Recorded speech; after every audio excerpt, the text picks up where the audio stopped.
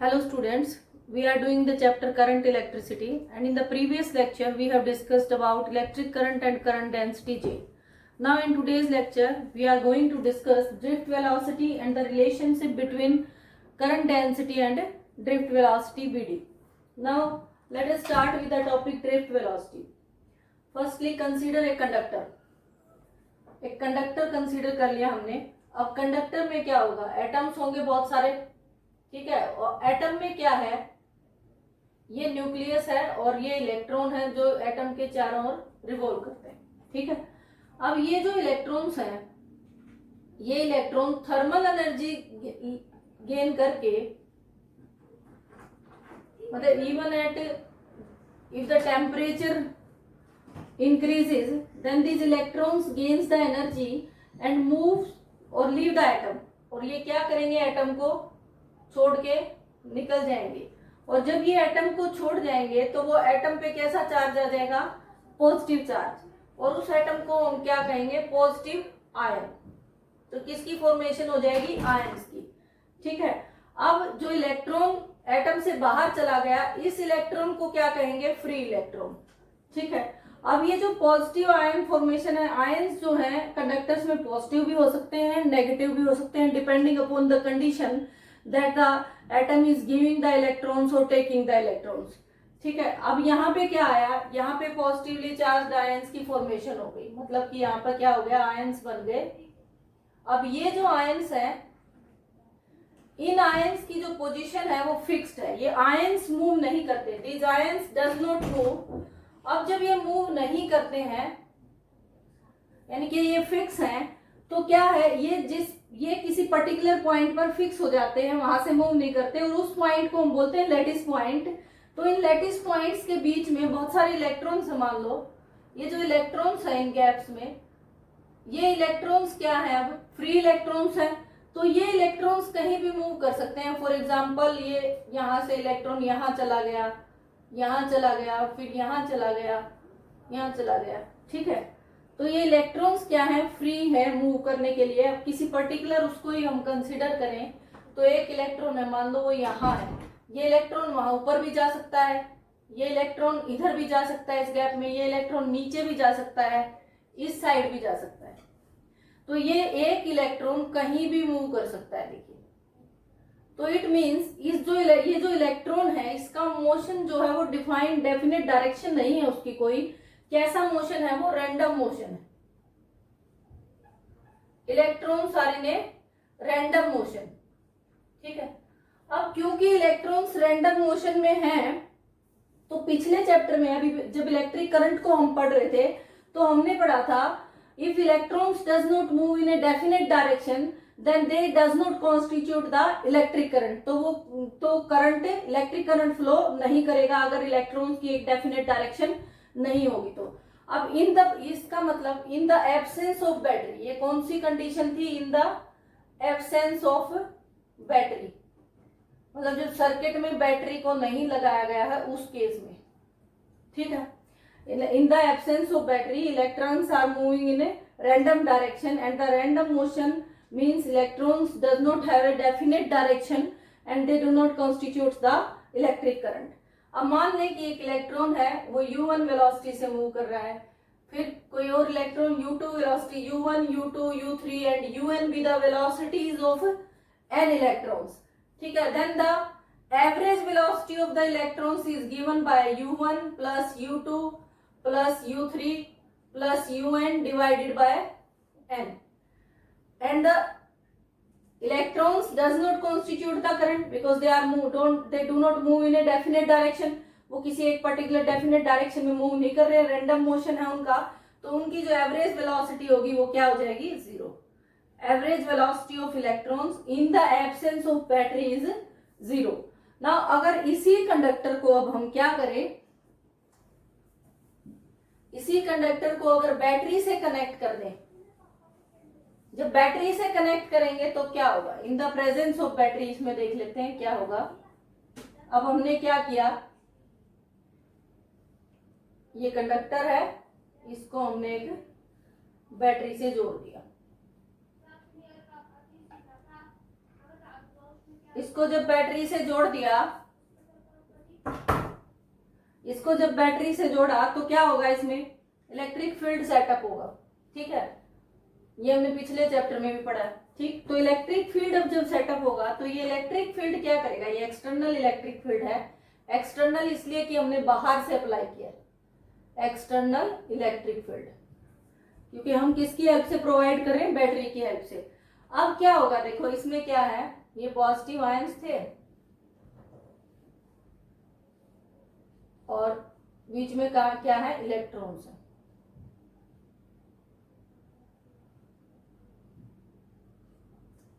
अब ये जब एक्सटर्नल इलेक्ट्रिक फील्ड अप्लाई किया गया तो एक्सटर्नल इलेक्ट्रिक फील्ड क्या करेगा, फोर्स एक्सर्ट करेगा इलेक्ट्रॉन्स पे, और इलेक्ट्रॉन्स पे फोर्स एक्सर्ट करने की वजह से इलेक्ट्रॉन्स जो है मूव करना शुरू करेंगे। फॉर एग्जांपल यहाँ से इलेक्ट्रॉन यहाँ आ गया, ठीक है, अब ये इलेक्ट्रॉन यहाँ आ गया, हो सकता है यहाँ किसी से कोलाइड कर जाए, किसी और इलेक्ट्रॉन से कोलाइड करे या किसी आयन से कोलाइड कर जाए, तो ये क्या होगा, इसकी एनर्जी लूज हो जाएगी। लेकिन क्योंकि हम एक्सटर्नल इलेक्ट्रिक फील्ड प्रोवाइड कर रहे हैं तो ये फिर से इसको एनर्जी मिलेगी और ये मूव करना शुरू कर देगा, फिर चल पड़ेगा ये आगे। अब ये जो इलेक्ट्रॉन है ये क्या मूव कर रहा है, ये मूव करेगा इलेक्ट्रिक फील्ड से अपोजिट डायरेक्शन में।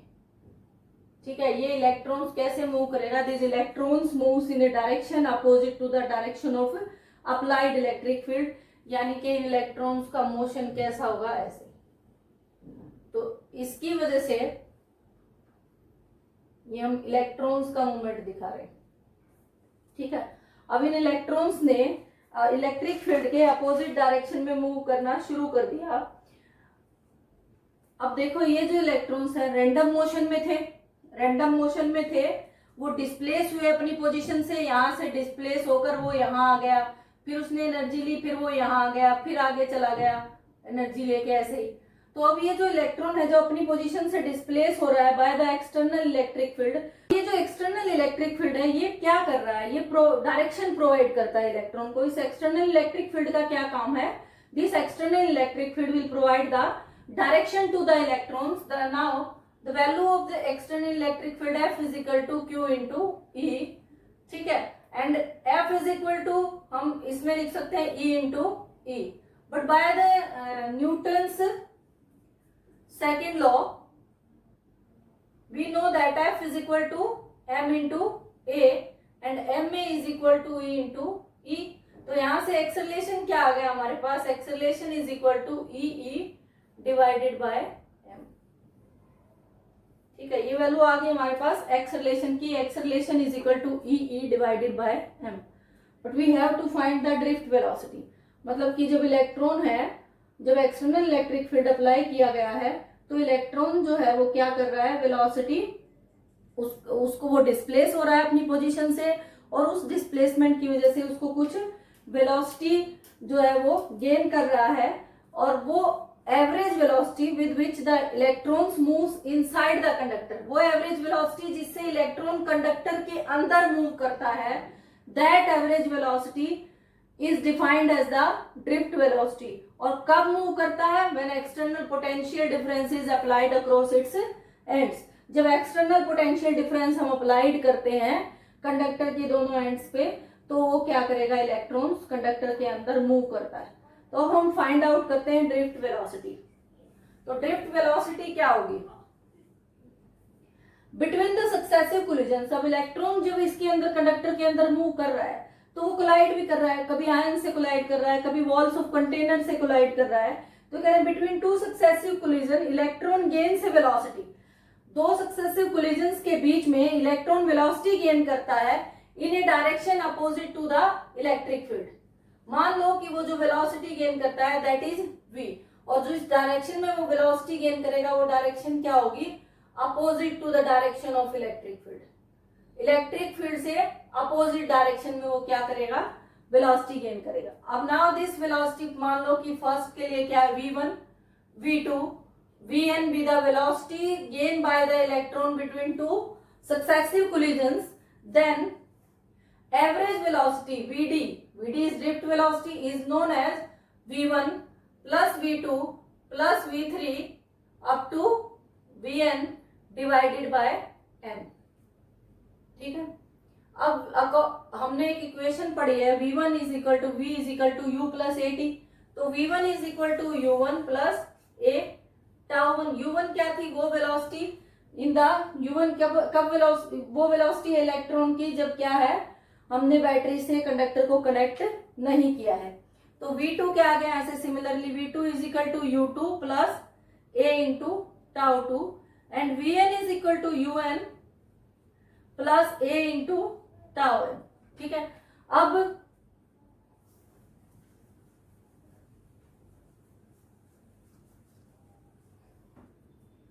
Drift velocity vd is equal to u1 plus a tau 1 plus u2 plus a tau 2 into u3 या अप टू हम डायरेक्ट लिख लेते हैं un plus a tau 1 divided by n।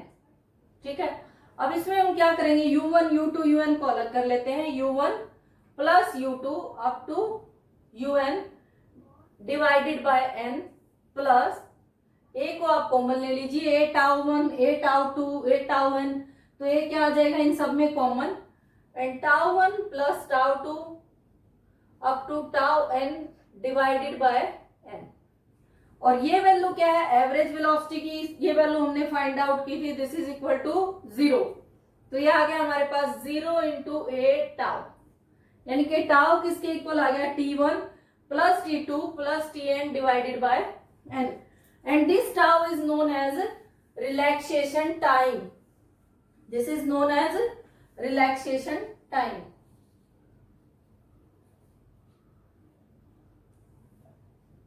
It is defined as the time that has elapsed between two successive collisions, यानी कि relaxation time is defined as the time that has elapsed between two successive collisions। तो average time, इसका मतलब यहां से tau की value हमारे पास आ गई, tau is equal to t1 plus t2 up to tn divided by n। ये क्या है, एवरेज टाइम, एवरेज है ना इनका, सबको सम करके डिवाइड बाय n करते हैं तो average time.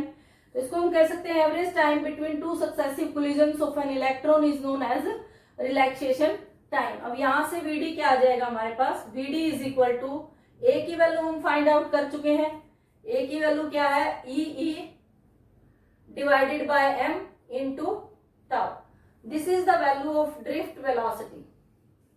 Drift velocity vd is equal to e divide by m into tau.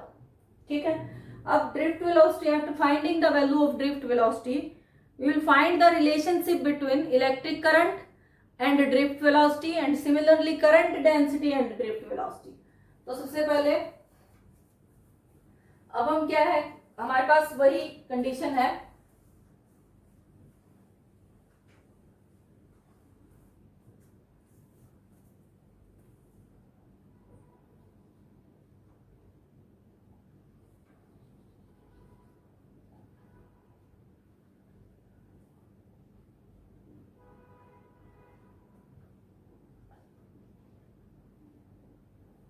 ये देखें एक कंडक्टर है, वही कंडीशन है हमारे पास, एक कंडक्टर है उसको हमने किससे जोड़ लिया, बैटरी से जोड़ लिया।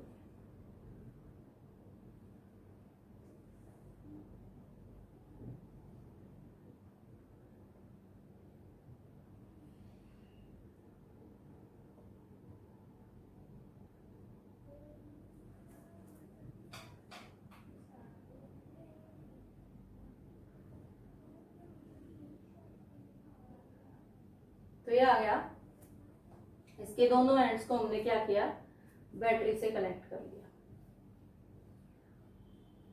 जब हमने इसको बैटरी से कनेक्ट किया तो इलेक्ट्रिक फील्ड प्रोवाइड करेगी बैटरी। ठीक है, अब उस इलेक्ट्रिक फील्ड की ये डायरेक्शन ही अभी हमने डिस्कस किया था। तो यहाँ कंडक्टर में जो इलेक्ट्रॉन्स होंगे वो क्या करना शुरू कर देंगे, मूव करना शुरू कर देंगे, किस डायरेक्शन में, opposite to the direction of electric field. Electric field से अपोजिट डायरेक्शन में वो मूव करना शुरू कर देंगे। अब ये जो कंडक्टर है vd क्या है, इसकी ड्रिफ्ट वेलोसिटी है, e क्या है, एक्सटर्नल इलेक्ट्रिक फील्ड है, और l क्या है, l is the length of the conductor. If l is the length of the conductor and a is the area of cross section अगर मान लें कि ये जो एंड है इसका एरिया ऑफ क्रॉस सेक्शन क्या है, ए है, तो जितने नंबर ऑफ इलेक्ट्रॉन्स इस एरिया ऑफ क्रॉस सेक्शन को क्रॉस करेंगे जिस टाइम में, उस टाइम को हम क्या लेंगे, delta T. Delta T is the time in which the number of electrons crosses the area of cross section A. ठीक है, ये सारी टर्म्स हमारी आ गई. तो सबसे पहले हम देखें लेंथ ऑफ द कंडक्टर.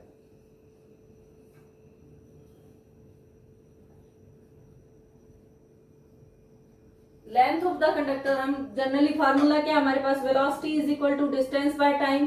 तो यहां से क्या आ जाएगा हमारे पास, length of conductor L is equal to V D into T. Time कितना, डेल्टा टी. ठीक है, ये वैल्यू आ गई हमारे पास लेंथ ऑफ कंडक्टर की. अब वॉल्यूम ऑफ कंडक्टर, अब ये जो कंडक्टर हमने लिया है इसका वॉल्यूम क्या होगा, volume of the conductor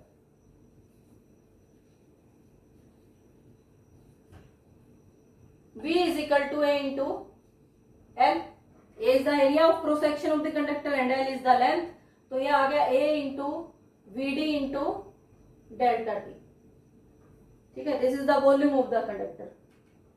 Now total number of electrons passing through this cross section. अब हम ये कह रहे हैं ना कि A is the area of cross section of the conductor.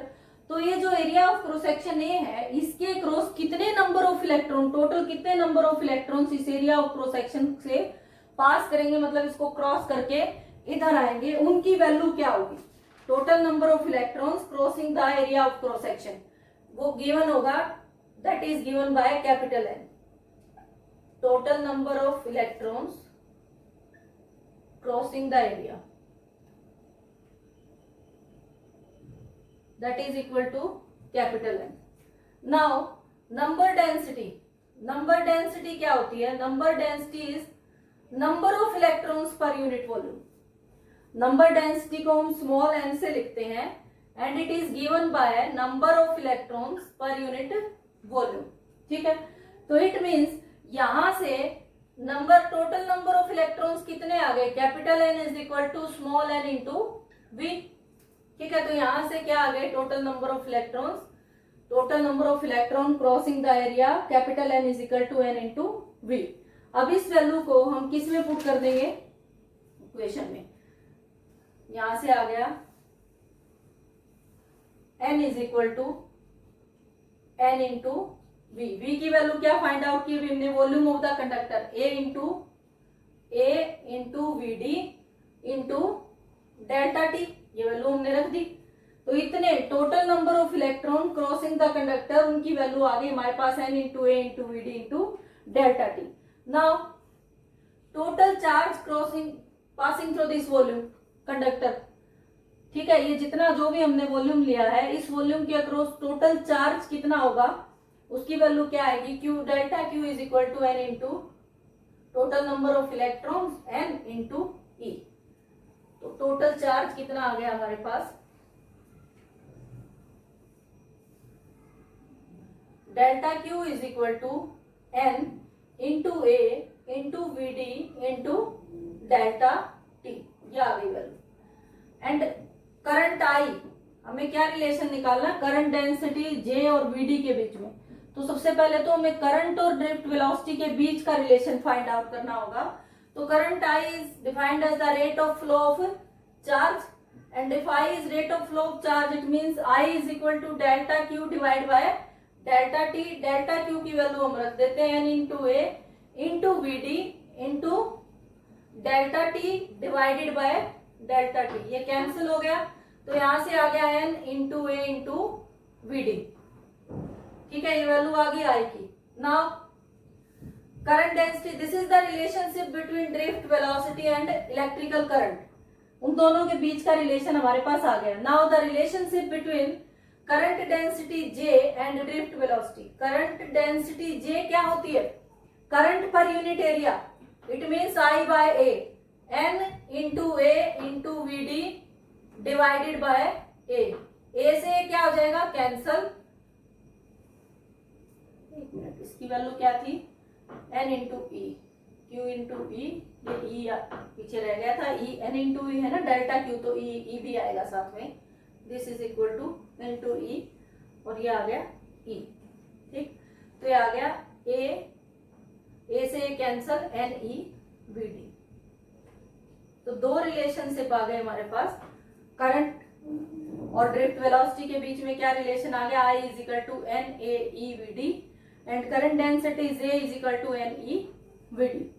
ठीक है, this is the relationship between electrical current and drift velocity and similarly current density and drift velocity. Now practice some numericals based on the topics so that the concept is clear.